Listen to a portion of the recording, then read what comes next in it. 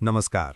आज म तपाईहरुलाई पूर्व काठमाडौँ महानगरपालिकाका मेयर बालेन्द्र शाह बालेनलाई नेपाली जनताले प्रधानमन्त्रीको रूपमा किन हेर्न थालेका छन्, उहाँको परिचय, नेतृत्व शैली र देश बनाउने भिजनहरूलाई समेटेर छोटो तर विशेष समरी प्रस्तुत गरेको छु।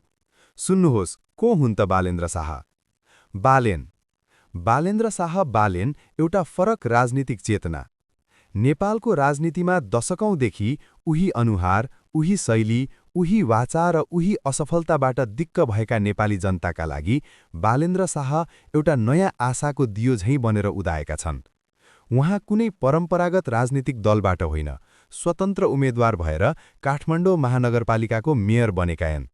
यही कुराले उहाँलाई अरू नेताहरूभन्दा फरक बनायो। बालेन्द्र शाहको संक्षिप्त परिचय। पूरा नाम बालेन्द्र शाह, जन्म 2047 साल, पेशा संरचनात्मक इन्जिनियर, शिक्षा इन्जिनियरिङ नेपाल र विदेश अध्ययन, पहिचान इन्जिनियर, र्यापर, स्वतन्त्र राजनीतिज्ञ, पद काठमाडौँ महानगरपालिकाका पूर्व मेयर।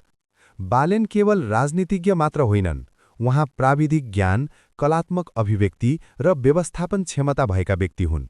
उहाँका र्याप गीतहरू सामाजिक विकृति, भ्रष्टाचार र व्यवस्थाको आलोचनाले भरिएका छन्। किन नेपाली जनताले बालेनलाई प्रधानमन्त्री बनाएको हेर्न चाहन्छन्? 1. काम गरेर देखाउने नेता। बालेनले भाषणभन्दा कामलाई प्राथमिकता दिए। मेयर बनेपछि अवैध संरचना हटाउने अभियान, सडक, फुटपाथ र सार्वजनिक स्थल फिर्ता, महानगरको कर प्रणाली सुधार, अनियमितता नियन्त्रण, फोहोर व्यवस्थापनमा कडाई, यी सबै काम कानून अनुसार दबाव नमानी गरिए। जनताले देखे नेता चाहियो भने यस्तो होस्। 2. भ्रष्टाचारसँग सम्झौता नगर्ने साहस। नेपालको राजनीति जहाँ भ्रष्टाचारसँग सम्झौता नै संस्कार बनेको छ, त्यहाँ बालेनले ठूला व्यापारी, राजनीतिक दल, प्रभावशाली समूह कसैलाई पनि विशेष सुविधा नदिने नीति अपनाए। यसले जनतामा विश्वास जगायो कि देश बिग्रनुको कारण नै यही सम्झौता हो। 3. स्वतन्त्र र स्वाभिमानी नेतृत्व। बालेन कुनै दलको निर्देशनमा चल्दैनन्। उहाँ निर्णय आफै लिन्छन्, गलत लागेमा खुलेर असहमति जनाउँछन्, जनताको पक्षमा उभिन्छन्। यही स्वतन्त्र सोच प्रधानमन्त्रीका लागि अत्यावश्यक गुण हो। 4. युवा पुस्ताको प्रतिनिधि। नेपालको जनसङ्ख्या ठूलो हिस्सा युवा भए पनि नेतृत्व बुढो सोचमा अड्किएको छ। बालेन युवाको भाषा बुझ्छन्, टेक्नोलोजी बुझ्छन्, आधुनिक व्यवस्थापन सोच राख्छन्, त्यसैले युवाले उहाँलाई आफ्नो प्रतिनिधि मान्छन्। बालेनमा देखिएका देश बनाउने भिजनहरू। कानून सबैका लागि बराबर, ठूला सानो छुट नहुने, पद पैसा पहुँचभन्दा माथि कानून। यही सोच राष्ट्रिय तहमा लागू भएमा देशको अनुहार बदलिन सक्छ। शहरी योजना र पूर्वाधार विकास। इन्जिनियर भएकाले योजनाबद्ध शहर, सुरक्षित भवन, व्यवस्थित सडक, सार्वजनिक यातायात सुधार जस्ता विषयमा उहाँ स्पष्ट छन्। त्यसैले प्रधानमन्त्री भएमा विकास भावनामा होइन, डाटामा आधारित हुनेछ।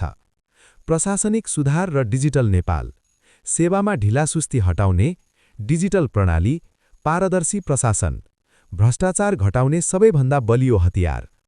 आत्मनिर्भर अर्थतन्त्रको सोच। अनावश्यक आयात घटाउने, देशमै उत्पादन, सिपमूलक शिक्षा, युवा रोजगारी, विदेश पलायन रोक्ने दीर्घकालीन उपाय।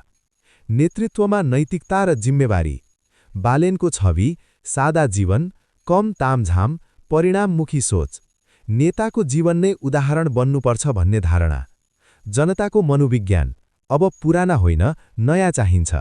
नेपाली जनताले बालेनलाई प्रधानमन्त्री देख्न चाहनुको मुख्य कारण यो हो। जनताले अब भाषण होइन, समाधान चाहन्छन्। नेताको अनुहार होइन, नतिजा चाहन्छन्। दल होइन, देश चाहन्छन्। बालेन त्यो परिवर्तनको प्रतीक बनेका छन्।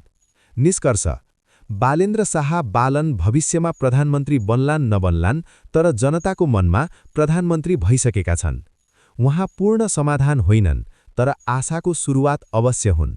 यदि बालेन जस्तै इमानदार, साहसी, सक्षम र आधुनिक सोच भएका नेताहरू राष्ट्रिय राजनीतिमा बढ्दै गए भने नेपाल बनाउने सपना मात्रै रहने छैन, आधुनिक प्रविधि मैत्री बन्नेछ।